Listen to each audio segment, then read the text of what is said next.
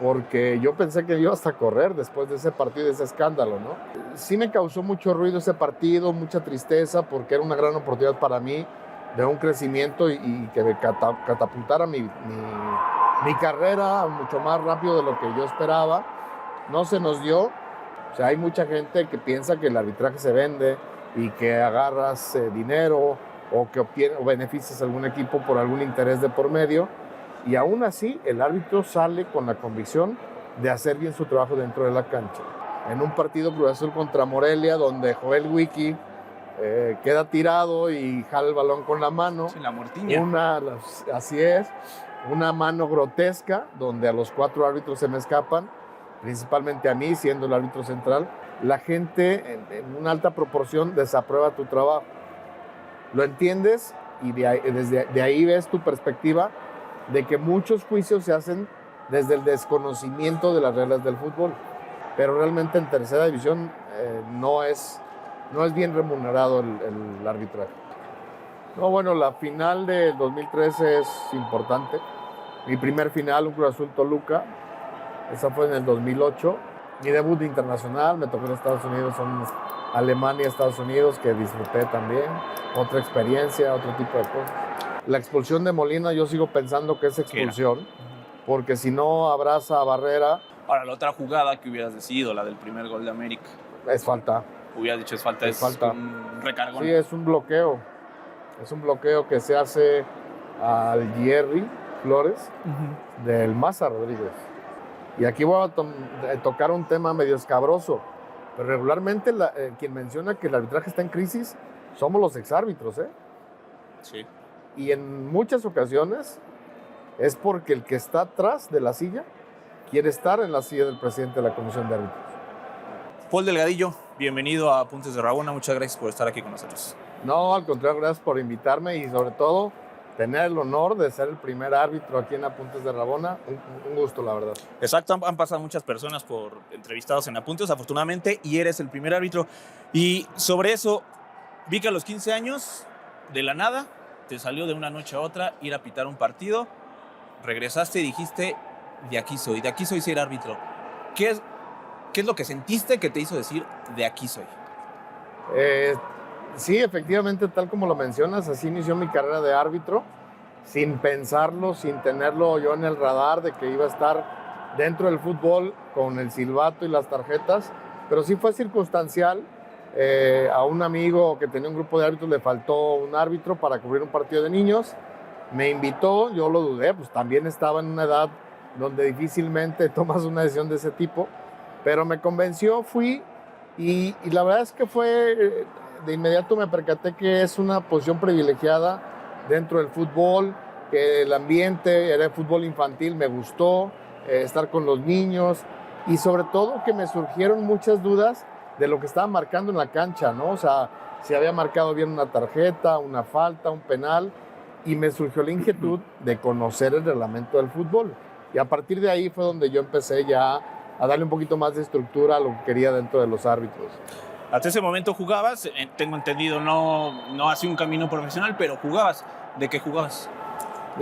Soy zurdo, jugaba por el lado izquierdo, trataba de jugar siempre arriba por el lado izquierdo. Y efectivamente con mis amigos, con el equipo del barrio, los fines de semana, y era también algo totalmente recreativo, sin pensar en que algún día podía aspirar a ser un futbolista profesional. Eso no llegué yo a esa etapa, pero sí me gustaba, por supuesto, jugar fútbol, ¿no? Y ya que fuiste, dirigiste este partido, ¿te gustó el ambiente, meterte a la regla? ¿Cómo empezó el camino ya rumbo a ser profesional? Bueno, en este proceso de ir conociendo un poco más el arbitraje y de irme empapando y aprendiendo, busqué yo la escuela de árbitros, algo de la Federación Mexicana de Fútbol, y encontré que en Guadalajara, que es mi ciudad de origen, existe la Asociación de Árbitros de Fútbol de Jalisco y tiene su delegación de árbitros, y ahí había el curso que le llamaban en ese tiempo, es como un tipo diplomado de un año.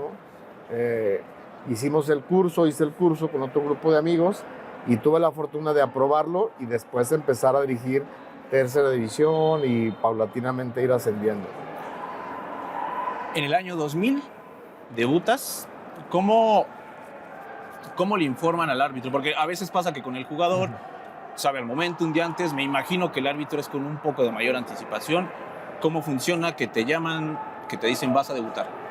En ese tiempo tenía la comisión de árbitros una estructura de designaciones donde los partidos del fin de semana los informaban en la junta previa los días miércoles o quizá jueves, ¿no? Y te lo entregaban en un sobre amarillo y ahí venía tu designación y el tipo de partido que tenías. Conmigo fue también muy afortunado porque yo no era de los que se perfilaban a debutar. Yo tuve la fortuna, y me voy a extender un poquito, tuve la fortuna de que una semana antes me toca dirigir un partido en Zacatecas de lo que era Primera A, y en ese momento estaba Edgardo Codesal de vacaciones en Zacatecas, que era el presidente de la comisión de árbitros, y les digo que de esas veces que me equivoqué y dirigí bien, y bueno, ahí me gané el debut, ¿no?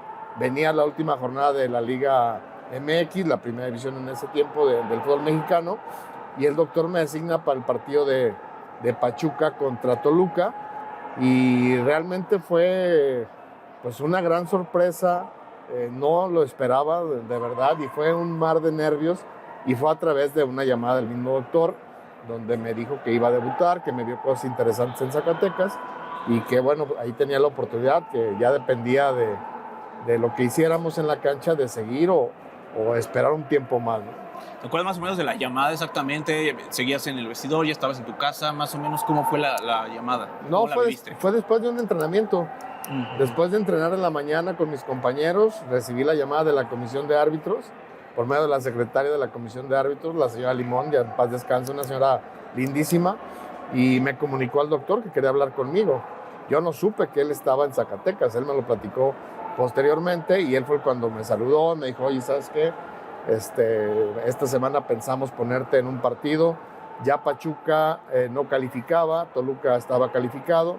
Era un partido de trámite, pero es el partido ideal para debutar a cualquier joven en primera división. Cuando te dicen que era Edgardo quien te llamaba, ¿te vino a la mente que quizá era debut o pensaste que te iban a regañar o qué pensaste? Lo que menos me imaginé es que era un debut. Sí, me imaginé que podía haber sido del partido anterior, alguna recomendación. No como un regaño, porque no traía algo que hubiera hecho mal, ¿sabes? O sea, ni el tema de la disciplina del entrenamiento, ni de mis juntas, ni del partido, que ha tenido un partido complicado. O sea, me sorprendió que me buscara, pero no sabía precisamente para qué. El debut ni por la mente me pasó. O sea, no era como que normal que les hablara. No. Sobre todo en ese tiempo, los que se iban perfilando para debutar, les iban más o menos, los iban coachando. ¿Sabes qué? Puede ser que en la última jornada debutes o faltan 2 más, o en la primera oportunidad te vamos a meter. Eran los árbitros consagrados de la liga de la Primera A. Yo no estaba en ese perfil. ¿Y no hubo como que te vieron medio feo los que sentían que iban antes de ti y les ganaste? Mira, no lo sé. Quiero pensar que hay cierto recelo por los que llevan cierto proceso cumpliendo para estar en primera división. Pero la verdad es que no sentí yo ni mala vibra, ni egoísmo. Y además que mi concentración estaba en lo que ya tenía enfrente, que era el sueño de arbitrar un partido de primera división. Oye, ahorita que dices de Pachuca, nos saltamos tantito en paréntesis. ¿La final que diriges contra Pumas fue en CU o en Pachuca? No, fue en Pachuca. ¿Sentiste que fue la de vuelta? ¿Tuviste alguna sensación especial de saber que debutaste? ¿Sí fue en ese estadio o luego jugaban en otro Pachuca? ¿Fue en el mismo estadio? Fue en el Estadio Hidalgo. ¿Qué sentiste en la final al pensar que fue el estadio en el que debutaste? ¿Te acordaste o...? Sí, por supuesto. O sea, afortunadamente en mis experiencias dentro de Pachuca y ahí del estadio siempre fueron recuerdos muy padres. Los partidos en general fueron buenos. Era mi debut, ahí debuté. Entonces regresar ahí para una final es como ir cumpliendo un proceso en un proceso de ascenso, vamos, ¿no? A diferencia de mi debut, lo de la final sí lo consideraba, sí lo contemplaba, porque me había ido bastante bien en ese torneo. La liguilla también había hecho trabajos buenos o sobresalientes para la comisión de árbitros, que finalmente me pusieron en ese partido. antes de llegar a uno de los momentos más importantes, dirigiste 6, 7 finales más o menos, ¿no? 6 finales, 3 de ida y 3 de vuelta. Cuando todavía tenías muy poco tiempo, 2 años, que ya has hablado más o menos de este partido, que nos acordamos mucho en lo general, tanto gente de Pumas como gente de América. Hubo 2 jugadas muy puntuales. Primero, ¿cómo manejas cuando había errores que eran de tus abanderados? Sé que son un equipo, eres el líder de la cuarteta, pero de una manera ya un poquito más visceral, más dentro, cuando viste que tu abanderado te cruzó en ese gol que no entró, ¿cómo lo manejas como humano? O sea, contigo, ¿no? Obvio no vas y le reclamas, pero contigo, ¿cómo lo viviste? Mira, desde antes de llegar a Primera División, la comisión de árbitros en ese tiempo hacían trabajo psicológico con nosotros, con los árbitros, y dentro de ese trabajo es entender que el error del árbitro es parte de la esencia de la actividad y que te lo tienes que perdonar. Y así como te lo perdonas, pues tienes que entender el error del compañero, ¿no? Porque pues es la casa del jabonero, el que no que resbala y todo, no existe árbitro que no se equivoque, ni creo que exista algún día alguno que sea perfecto. Entonces, sí me causó mucho ruido ese partido, mucha tristeza, porque era una gran oportunidad para mí de un crecimiento y que me catapultara mi carrera mucho más rápido de lo que yo esperaba. No se nos dio, sí se equivoca mi compañero, también yo me equivoco en ese mismo juego. Entonces fue un trabajo desafortunado y bueno, ahí fue crucial el apoyo que recibí también del doctor Codesal, porque yo pensé que iba hasta a correr después de ese partido, de ese escándalo, ¿no? Y él estaba fuera de México, lo pude localizar, hablar del partido con él, y su respuesta para mí fue sorprendente y creo que por eso llegó a ser un alto dirigente de la FIFA, porque entendió perfecto lo que yo estaba viviendo y lo primero que hizo fue respaldarme, ¿no? Y me dijo, no te preocupes, todo lo vivimos, todo lo hicimos, todos nos equivocamos, todos tuvimos partidos de ese tipo, va a venir un receso, vas a descansar, pero en la primera oportunidad que tenga te voy a volver a poner. O sea, tu carrera no se acaba por un partido malo. Has hecho muchas cosas buenas como para seguir apoyando. Y ese receso, ya con las palabras que te dijo Edgardo, ¿estuviste tranquilo o sí lo viviste como con mucha incertidumbre o estuviste sabiendo que era parte del proceso? No, la verdad es que me dio mucha certidumbre. Sentí el respaldo, no nada más de él, también de toda su comisión de árbitros, del profe Yamazaki, Arturo Yamazaki, que era también instructor en Guadalajara de nosotros. La verdad es que se portaron sumamente decentes, humanos conmigo, y eso me ayudó a seguir trabajando en el día a día y esperar el momento en que otra vez volviera a aparecer en Primera División. ¿Tu siguiente asignación fue? Fue 2 meses después y fue en Monterrey contra Morelia, si no mal recuerdo. ¿Cómo te sentiste? Un mar de nervios. Oye, Monterrey jugaba a las 5, creo, ¿no? Sí, y en el estadio viejo, en el TEC de Monterrey. Pero yo creo que si lo puedo comparar, me causó más nervio ese juego, la reaparición, que el mismo debut.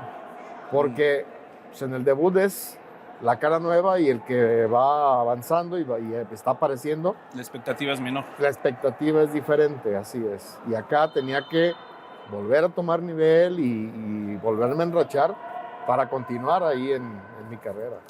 Esta jugada, el gol de Pumas, hoy en día no se hubiera contado porque existe el VAR, que aquí en México empieza en el 2018, que es justo el año en el que tú te retiras, ¿no? Entonces, si no me equivoco, ya no diriges con VAR. No me tocó dirigir a mí con VAR ningún partido oficial. Me tocó todo el proceso de capacitación, de implementación, de pruebas. Y yo me retiro, no como yo lo tenía planeado, me retiro un año antes por el tema de pruebas físicas y ya no me toca dirigir ningún partido con la tecnología.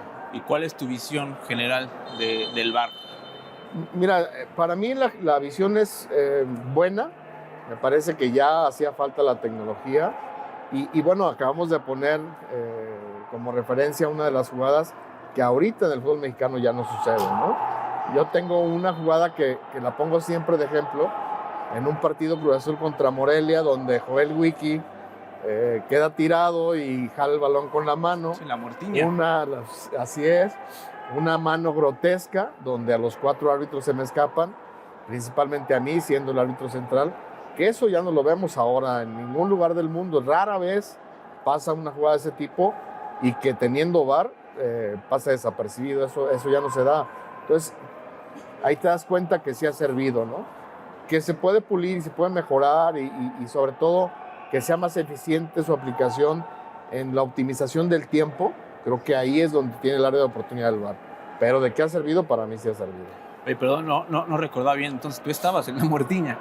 Claro, yo fui el villano de esa. ¿Qué fue lo que te acuerdas que viste o que no? O sea, ¿por qué no la viste? ¿Te taparon? ¿Cómo te acuerdas de jugada? Yo lo que tengo en mi cabeza es cuando hay un contacto entre el Pampa Romero, que jugaba en Morelia, y Wiki. Entonces cae Wiki, se queda tirado y yo marco una falta. Yo marco una falta a favor de Wiki, de Cruz Azul, ¿no? Pero en la vida, me pasó por la cabeza lo que hizo Wiki. O sea, no hubo ningún movimiento que te sacara de onda tú ni para nada. En lo absoluto. Y digo, era una semifinal. De cuarto árbitro estaba Marco Rodríguez, gran experiencia. Estaba José Luis Camargo, el que fue considerado el mejor asistente del mundo en su momento. Tenía Carlos Ayala, otro asistente de gran experiencia. Y a los 4 experimentados nos pasó de noche. Oye, ¿y cuánto te tardaste más o menos en que esa jugada la empezaras a ver con humor, como ya la vemos todos? Me imagino que al principio te dio shock, pero ¿como cuánto te tardaste en que ya te diera risa la Muertiña? Bueno, sí fue, no te digo que fue mucho tiempo. Sí me frustró porque prácticamente ese partido, haciendo un buen trabajo, me ponía en la final. Entonces esa jugada se la voy a reclamar algún día a Wiki, si me sacaste en la final. Pero digo, es un proceso como el que te platicaba, ¿no? Entiendes que es un error humano, que te equivocaste y tienes que darle vuelta a la página porque si arrastras los errores de otros partidos al que sigue, pues terminas haciendo más errores de los que debe. ¿Tú algún día te imaginaste que mientras dirigías que hubiera algo como el VAR? ¿O no les pasaba, pero ni de cerca? No lo tuve en el radar. Antes de que se anunciara no tenía yo claro que pudieran implementar. Sí se escuchaba de algo tipo el ojo de halcón, el que el gol entra o no entra a la portería, o que salió o no salió. La FIFA hace pruebas constantemente y hablaban de 2 árbitros dentro de la cancha, no funcionó, pero algo tipo el VAR, la verdad es que no. ¿Por qué crees que de algún modo no termina de funcionar del todo los procesos, los protocolos? Creo que la polémica siempre va a existir y siempre va a haber quien se queje. Sin embargo, creo que el VAR sí beneficia mucho, pero hay todavía procesos que creo que están un poco atropellados. ¿Qué crees que es lo que falta para que se optimice de la mejor manera? Yo creo que es parte de concientización de la familia del fútbol, de que aún el mismo VAR es imperfecto, de que no tiene el árbitro actualmente todas las tomas y todos los ángulos como para ser tan preciso. Yo me enfocaría quizá en el tema de aportar algo, es en que pulieran el intervenir en jugadas más evidentes donde sean errores claros de los árbitros. Es decir, entre más polémica y más tarde, más se tarda el árbitro en decidir, en el VAR, su proporción es intervención indebida. O sea, tiene que ser algo claro, obvio, inmediato para que el árbitro vaya, vea la pantalla y en un minuto esté decidiendo si se equivocó o ratifica la decisión que tomó. Oye, último partido polémico que mencionamos de ti. No nos la vamos a pasar tampoco hablando de eso. Pero aparte, veo que lo dices de verdad con mucha tranquilidad y con mucho aprendizaje. Entonces eso creo que está súper... O sea, lo transmites, pues, ¿no? Que creo que así debe de ser y así debemos ver el arbitraje. En fin, la final del 2013, que tú mencionaste, por ejemplo, uno de los goles de América, el primero, y por el otro lado, la gente de América se queja mucho de la expulsión de Molina. Si tú tuvieras o hubieras tenido el VAR en esos partidos y te hubieran llamado a revisar ambas jugadas, ¿hubieras cambiado alguna de las dos o no? ¿Cuál crees que hubiera sido tu decisión? No, sin lugar a dudas, mira, lo digo con toda tranquilidad porque así lo pienso, así lo analizo, así lo ve mucha gente del fútbol, obviamente. Y bueno, en ese partido, en esa final en específico, la expulsión de Molina yo sigo pensando que es expulsión, porque si no abraza a Barrera, Barrera se va claro frente al guardameta de Cruz Azul. Ahora aquí, perdón que te interrumpa, igual para que entendamos mucho y la gente, supongo es el criterio de oportunidad manifiesta de gol. Entonces, Exacto. explícanos porfa más o menos en lo general qué es lo que un árbitro, cuáles son las consideraciones que tiene, dirección del balón, los hombres, etcétera. ¿Tú cómo defines qué es o no es roja y cómo fue en esa jugada? Sí tienes factores que tienes que evaluar en el momento y uno es el control del balón, el número de jugadores, la distancia hacia el guardameta, la dirección hacia la portería, y para mí todo se conjugaba. O sea, para mí Barrera iba a enfrentar directamente al portero contrario y reunía todos los requisitos para que fuera una oportunidad manifiesta de gol. La hemos debatido hasta con compañeros, hemos platicado y bueno, siempre va a haber opiniones diferentes, pero yo sigo pensando que con la posición de los defensores de América y la posición de Barrera que se dirigía hacia la portería, no lo iban a alcanzar. Por eso mi decisión es inmediata. Cuando yo veo la falta, decido que es tarjeta roja de forma inmediata, ¿no? En este caso entiendo no hubo duda, pero en algunas otras jugadas que el árbitro pita y le toma 3 segundos llegar con el jugador y sacar su tarjeta. ¿Hay veces que se duda y en el camino se define o desde que se ve sabes exactamente cómo vas a calificar? No, sí pasa que silbas y te genera cierta duda. Y yo siempre traté de actuar con el primer impulso, porque el primer impulso es la reacción de la fotografía, se le puede llamar de alguna manera, a la acción que estás calificando. Cuando ya le buscas mucho, cuando ya le piensas y no decides, regularmente terminas equivocándote. Entonces mi estrategia era encaminada a esa forma y creo que es la que yo también recomendaría, ¿no? O sea, lo primero que ves es lo que tienes que calificar y bueno, eventualmente te equivocarás, pero creo que es más efectivo. Ahora, la otra jugada que hubieras decidido, la del primer gol de América. Es falta. Hubieras dicho es falta, Es falta. Un recargón. Sí, es un bloqueo. Es un bloqueo que se hace al Jerry Flores del Maza Rodríguez. Que también, viéndolo en la pantalla, para aficionados, para mí ahora viendo en la tele, pues es muy sencillo y se ve desde arriba. Pero teniendo el cúmulo de jugadores, Sí, claro. 6, 7 parejas en el área, cualquier distractor pierdes de vista alguna acción. ¿Te la reclamaron los jugadores? No, nadie. Precisamente quiero pensar que por lo mismo, ¿no? Porque nadie se da cuenta. Nadie la vio. Así es. La primera vez o de las primeras veces que conoces a Yamazaki, entras y te menta la madre y te dice sirves como árbitro porque pues, aguantaste la mentada de madre. ¿Cómo lidias con una profesión en la que en tu entorno, en donde lo ejecutas, que es el campo, el 99% de la gente te está diciendo que estás haciendo mal tu trabajo? ¿Cómo lidias con eso y cómo te enamoras de eso? Mira, es una pregunta muy interesante porque no solamente es el aceptar que a pesar de hacer tu mayor esfuerzo, de tu mejor preparación, de ser lo más profesional que posible, la gente en una alta proporción desaprueba tu trabajo. Lo entiendes y de ahí ves tu perspectiva de que muchos juicios se hacen desde el desconocimiento de las reglas del fútbol.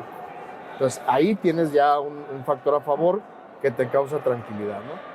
Pero yo voy más allá, no nada más es que digan estuvo bien o estuvo mal.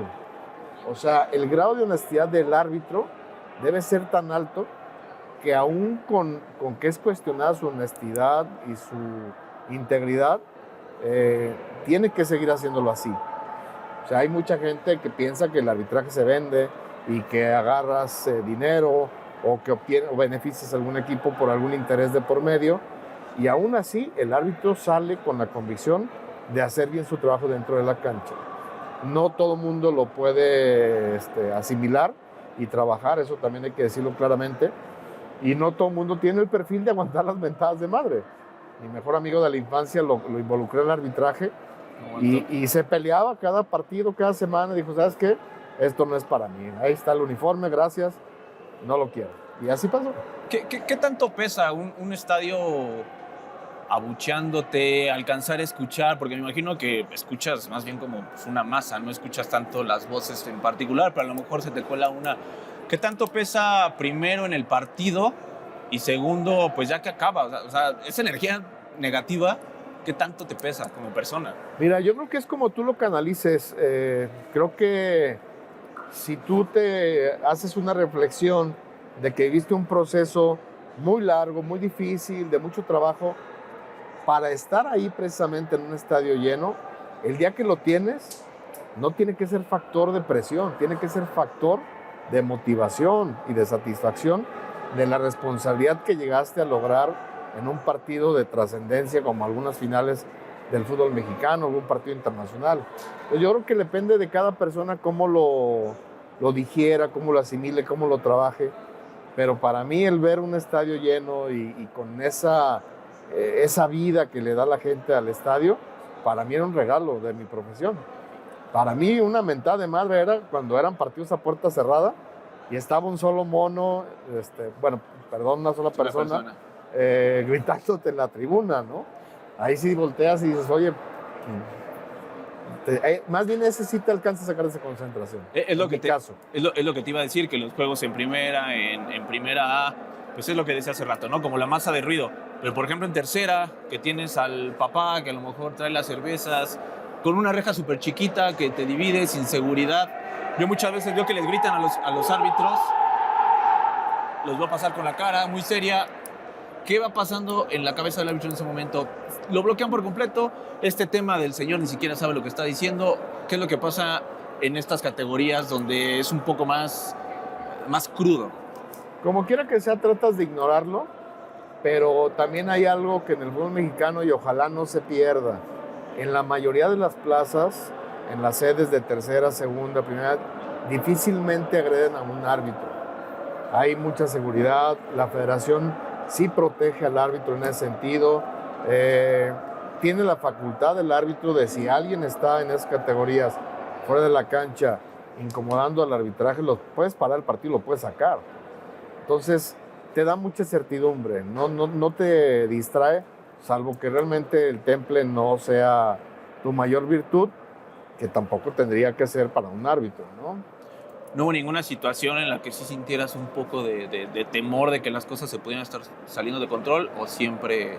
No, afortunadamente, y mira que mi carrera fue algo longeva, en el fútbol profesional no me tocó. O sea, afortunadamente, te digo, siempre tuve ese respaldo.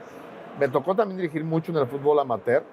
Ahí sí es arbitrar por tu vida, ahí sí es cuidarte del que está afuera gritándote porque se puede meter a darte una patada, un golpe. Eso también lo viví, pero en el fútbol profesional afortunadamente no. Oye, otro tema que tú lo has dicho y también con mucha apertura, y eso se me hace igual que me llama mucho la atención. Tú le ibas a Pumas. Sí. ¿Qué tan aficionado eras y cómo te desaprendes de eso? Porque me imagino que cuando llegas a primera ya no, o sea, ya lo sacaste, pues, ¿no? Entonces, ¿cómo es ese proceso y qué tan aficionado eras? Igual siendo de Guadalajara, interesante. Mira, yo siempre he dicho, y cada vez que hay oportunidad también lo reitero, pues el árbitro está en la cancha porque le gusta el fútbol. O sea, no agarras un umpire y lo traes al fútbol, soccer o de americano. O sea, el árbitro se hace árbitro porque le gusta el fútbol. Y obviamente en la infancia, en la juventud, si no eras futbolista profesional, pues veías, en mi caso, pues yo veía a Hugo Sánchez, ¿no? Y por eso la referencia de Pumas. Y a mí me gustaba Pumas y mi equipo era Pumas. Pero luego entra la etapa profesional del árbitro y el buscar tu sueño y te desprendes. Aprendes a ser autoridad, a ser neutral, a tratar de ser equitativo, de ser justo. Y bueno, si gana Pumas, pues qué bueno por Pumas. Pero si yo hice un buen trabajo, pues gano yo. Y hay gente que pregunta, ¿no? Oye, ¿y no le ayudabas a Pumas? Pues no, porque si le ayudo a Pumas, pues gana Pumas, pero me jodo yo solo. Entonces, esa parte del profesionalismo hace que veas el blanco contra el rojo y el azul contra el amarillo y estés juzgando las acciones de los 11 de este lado contra los 11 del otro. Y ahora que ya estás fuera, ¿recuperaste un poco tu afición por el equipo? ¿Te da gusto si gana o ya quedó? No, fíjate que ese sabor del aficionado cuando te pones la camiseta de árbitro la llegas a perder. De hecho, recién fui con mi hijo al estadio, jugó Chivas contra Pumas y bueno, O sea, esa pasión de ver a los aficionados cuando mete gol su equipo, pues ya no la vivo igual. Además que por naturaleza y hasta inconscientemente estoy viendo el trabajo de los árbitros. A ver cómo corren, si su ubicación, qué pueden mejorar. Con algunos tengo contacto y platicamos. Pero no, o sea, ya como aficionado como tal, ya no lo vives igual. Sí estoy disfrutando mucho esa etapa de poder ir al estadio como aficionado, el estar con la familia, con amigos, pero tanto así como para levantarte y cantar un gol, ya no se da, no lo siento. ¿Y es algo que te gustaría, con México tampoco lo sientes, por ejemplo, con la selección? Bueno, sí, por supuesto. Yo vine aquí cuando Raúl Jiménez mete el gol de chilena que nos estaban dejando fuera de un mundial y por supuesto que lo grité, lo viví y ahí sí fue otra sensación, otro sentimiento. Me imagino que reencontrarte con esa sensación fue algo que muy No, lo disfruté rico, ¿no? de forma maravillosa, así es.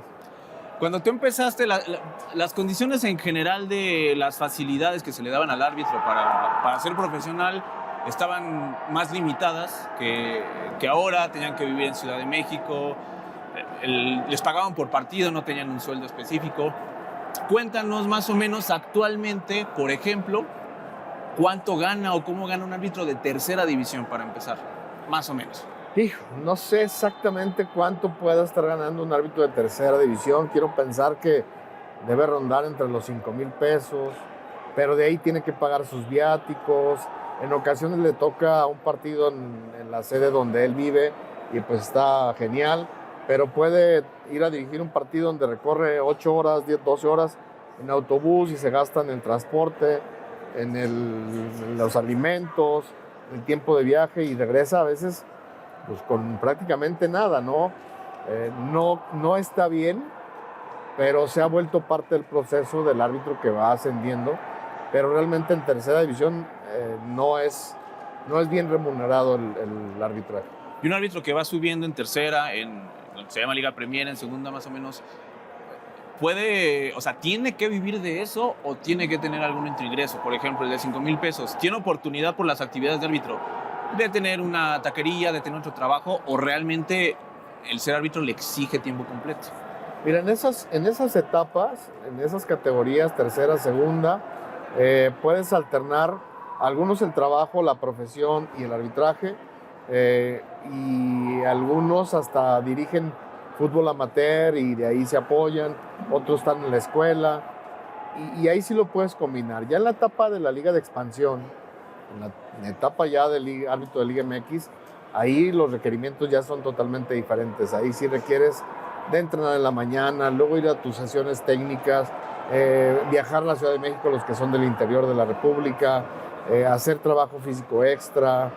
Ya le metes 8 o 10 horas a tu preparación como árbitro. Entonces, ahí sí ya está más profesionalizado. De hecho, los de Liga MX pues ya tienen un sueldo, ya ganan por partido dirigido, entonces ya les dan más y tienen mejores herramientas y más herramientas para ser mejores profesionales. Actualmente un árbitro de primera, más o menos, ¿en qué rango andan los sueldos y cuánto se les paga por partido, más o menos? Mira, los sueldos deben andar, yo creo que alrededor de unos, no sé, 25, 30 mil pesos de sueldo, y los partidos entre unos 40, 50 mil pesos. La verdad, exactamente tampoco tengo el dato, pero debe girar en torno a esas cifras.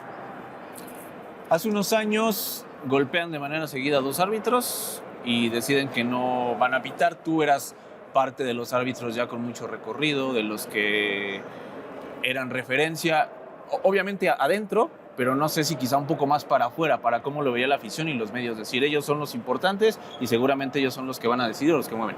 Decidieron detener la liga. ¿Cómo viviste ese momento?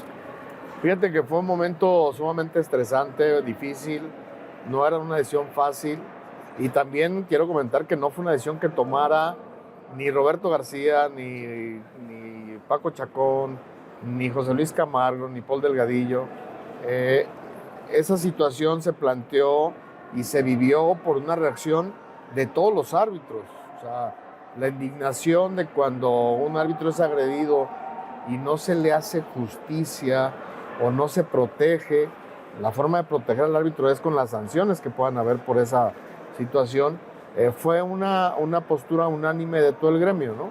A final de cuentas, nosotros éramos los de más experiencia, los que de alguna manera también representábamos al grupo y fuimos los portavoces de esa inquietud y de esa postura.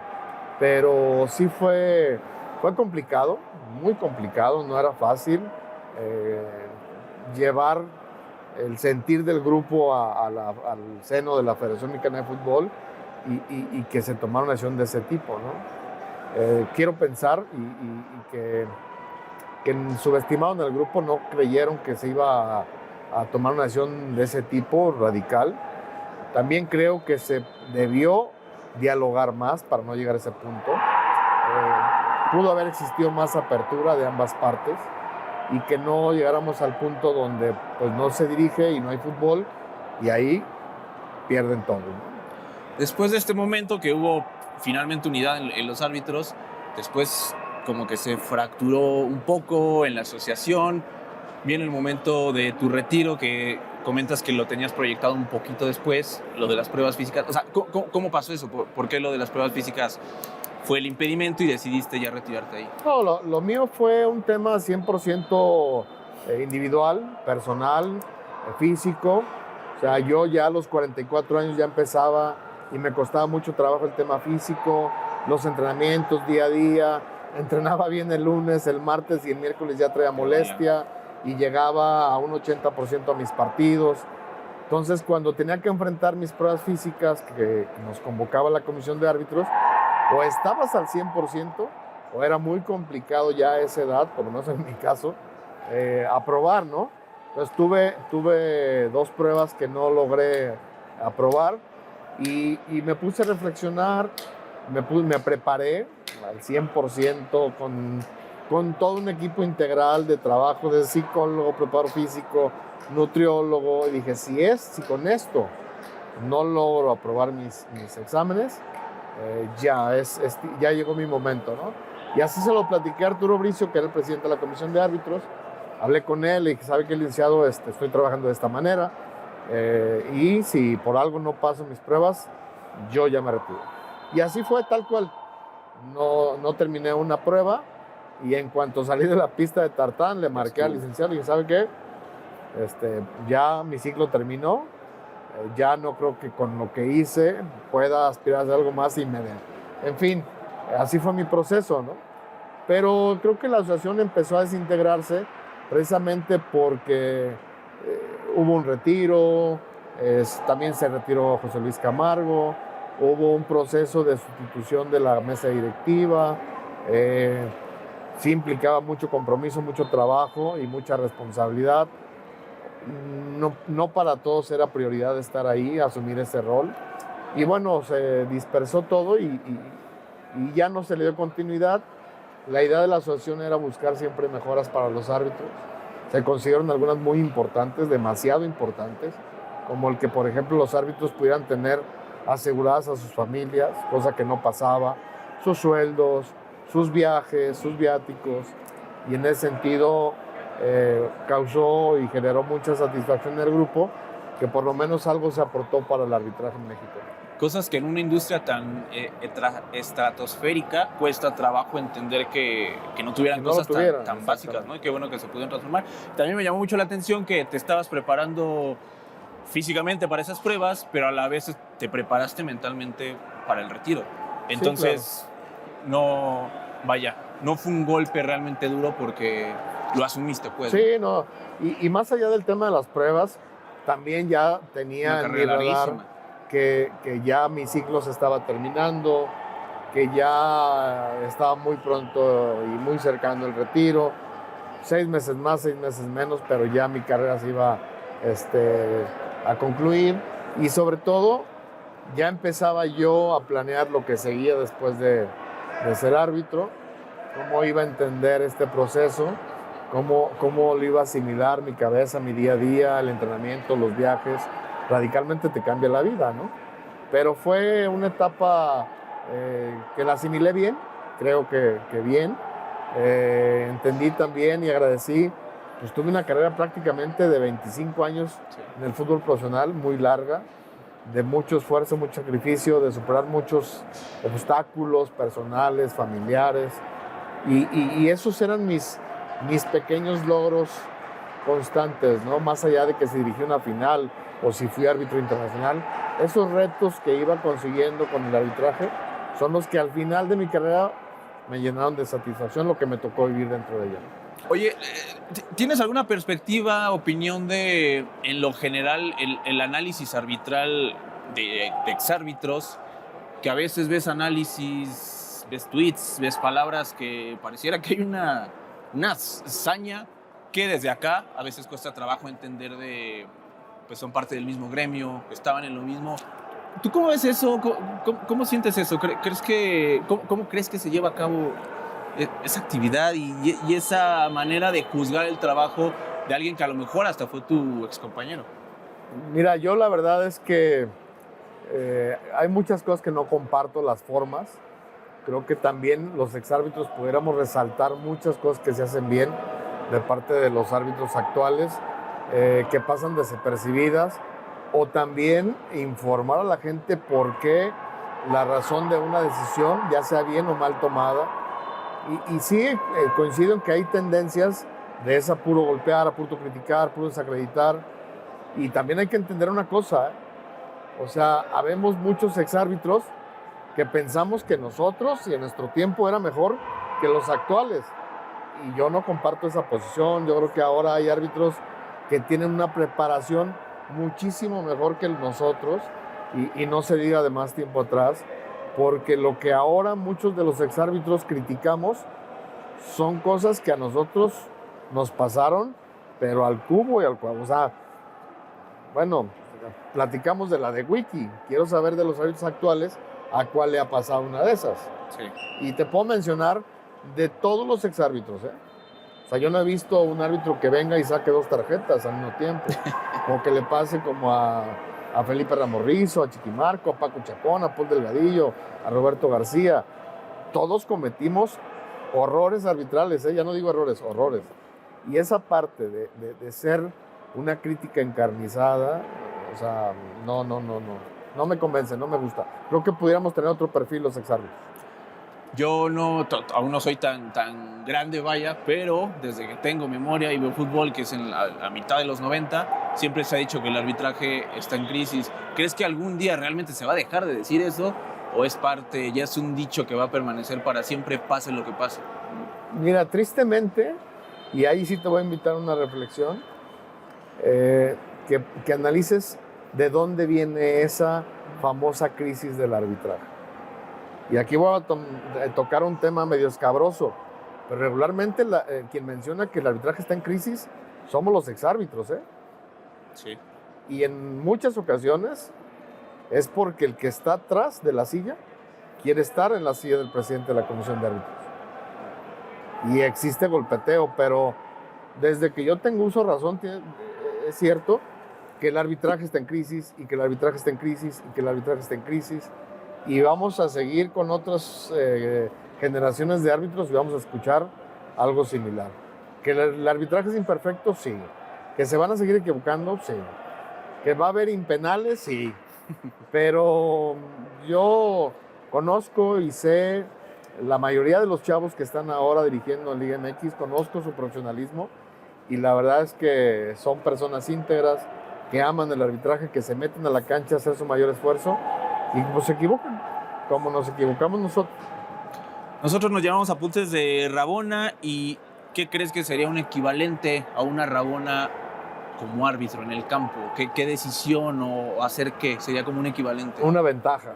Dar una ley de la ventaja. Dar una ventaja, exactamente. Cuando, de hecho, se le nombra que el árbitro se viste de frac cuando da una ventaja.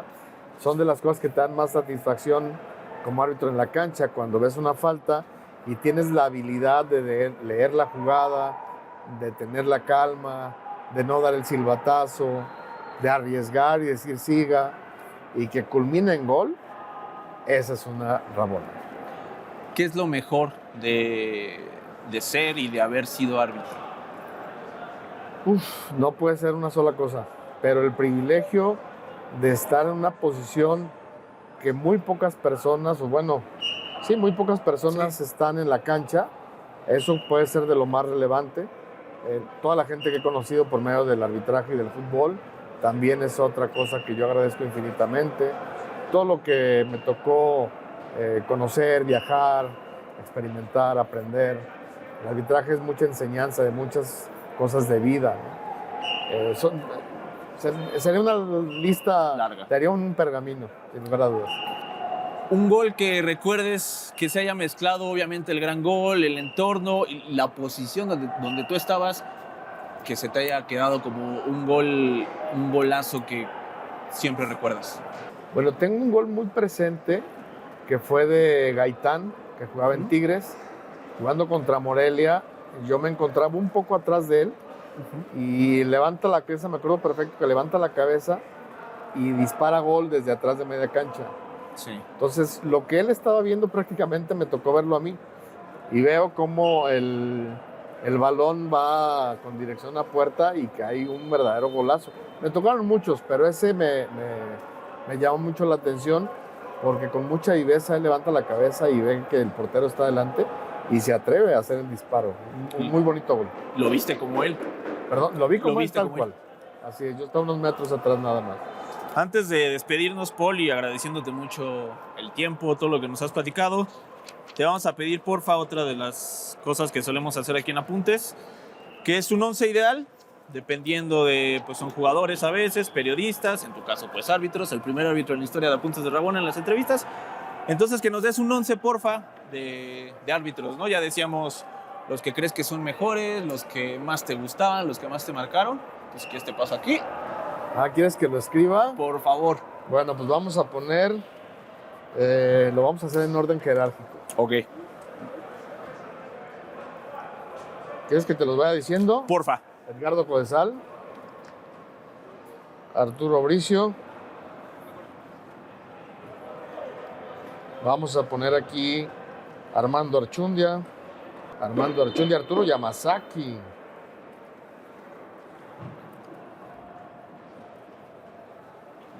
Que Arturo Yamazaki no me tocó verlo dirigir, pero fue mi instructor de toda la vida y al que le tengo enorme agradecimiento porque fue parte de mi formación. Aquí tiene que estar sí o sí. Vamos a poner a Gilberto Alcalá. Alcalá, ¿por qué lo pones? Por su don de gente. Es un tipo sumamente agradable, buena persona. A mí también siempre me trató muy bien. Me compartió muchas enseñanzas. Me tocó verlo en una Copa Confederaciones dirigir, un Brasil, Alemania. Y bueno, también fue un referente, ¿no? Y hasta la fecha lo saludo y sigue siendo el mismo Gilberto Alcalá de toda la vida. Sencillo, amable, buen amigo. Y bueno, pues buen árbitro. Tenía un manejo de la cancha espectacular. Alcalá, Antonio Marrufo. ¿Cuántos llevamos? 1, 2, 3, 4, 5, 6. Vamos a poner aquí a un referente para mí también importante, Jesús Robles. Jesús Robles es un exárbitro tapatío, que es prácticamente el que me cede el gafete FIFA estando en Guadalajara. De mucha enseñanza también. No trascendió tanto en cuanto a finales y temas internacionales, pero es importante. Me gustaba su forma de arbitrar, creo que le faltaron oportunidades. Luego vamos a poner, deja poner acá a Paco Chacón y Roberto García, mis grandes amigos, y no se van a sentir. Vamos a poner a Paco Chacón, Roberto García, Chiquimarco, tiene que estar, sobre todo porque es un histórico del arbitraje mexicano, 3 mundiales, no sí. Cualquiera lo consigue, tiene que estar. 2, 3, 4, 5, 6, 7, 8, 9, 10. ¿A quién vamos a poner? ¡Ay! Se empiezan a acabar los nombres, ¿eh? ¿Quién más? Bueno, César Ramos. Que es el único en activo, ¿no? Que estás poniendo. Si no... César Ramos Palazuelos. Y bueno, Marco Ortiz, el gato. Que ese ese árbitro es el perfil de árbitro que a mí me gusta. Enérgico. Escuché, creo que con Medrano, que de los dos te quedabas un poquito más con el gato, ¿no? Sí. Los dos son muy buenos, de los actuales, pero el estilo de Marco Ortiz me gusta más. ¿No firmas ahí como tu nombrecito? Sí, claro. Bueno, y de suplente me pongo, porque también no me desagradaba mi trabajo. No te creas. Por último, No. Paul, para cerrar, yo tengo dos momentos que quizás puedan ser, tú me dirás si hay otro, en los que hayas estado ahí dicho, lo logré, o sea, hice lo que quería como árbitro. Uno es la final que hablábamos, que coincide que es el mismo estadio donde debutas. Otro es cuando recibes tu gafete FIFA en 2009, si no me Exactamente. equivoco. Ajá. ¿O hay algún tercero que haya sido ese momento que recuerdas con más cariño dentro del arbitraje? No, bueno, la final del 2013 es importante. Mi primer final, un Cruz Azul Toluca, esa fue en el 2008. También esa fue muy emocionante para mí. La de ida. La de ida, exactamente. La de vuelta fue donde Sí, lo de Villaluz le tocó a Orozco. Exactamente, a mi Robert. Pero esa final también fue muy buena para mí. Y la guardo también con mucho cariño. Mi debut internacional me tocó en Estados Unidos, son Alemania, Estados Unidos, que disfruté también. Otra experiencia, otro tipo de cosas. Entonces son esa serie de momentos los que... Esos momentos. Es un collage. Tan viejo y tantos años, es difícil que te diga tres. Va, pues muchas gracias, Paul, por haber estado con nosotros. Y pues ojalá que hayas estado a gusto. Por supuesto que me encantó y gracias por invitarme. Les deseo también mucho éxito, los sigo y ahí estaremos viendo más adelante.